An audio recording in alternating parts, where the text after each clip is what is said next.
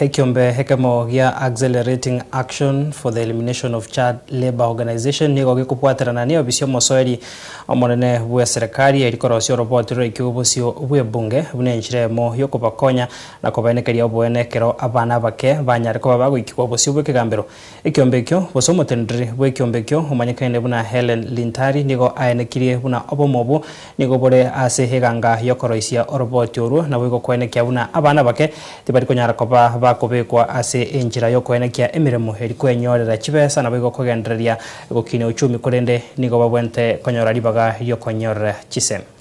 AXER is accelerating action for the elimination of child labor in agricultural value chains in Africa.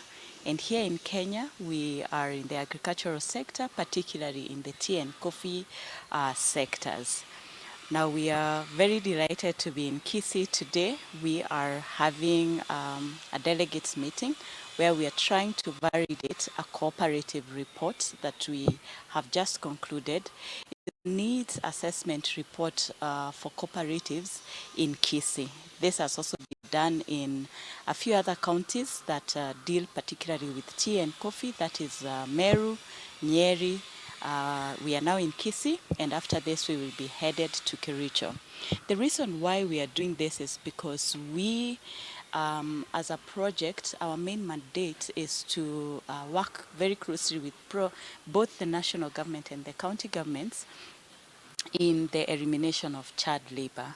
And we have flagged down the cooperatives as a major partner in this journey.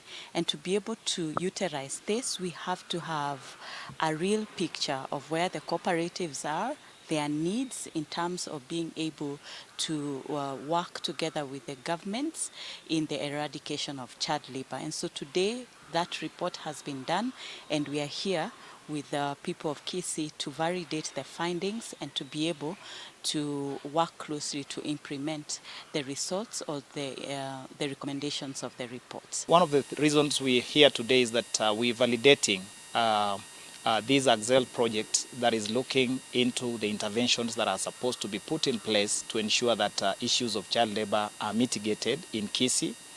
For instance, in sectors like mining, we have tobacco soapstone, for instance, where you'll get children being involved. You'll get that some parents are sending their children to carry bricks as a way of making livelihood. So we need to look into that, such that farmers in Kisii or parents in Kisii are given alternative ways of making a living outside exposing their children who are supposed to be in school into issues of raising money for themselves.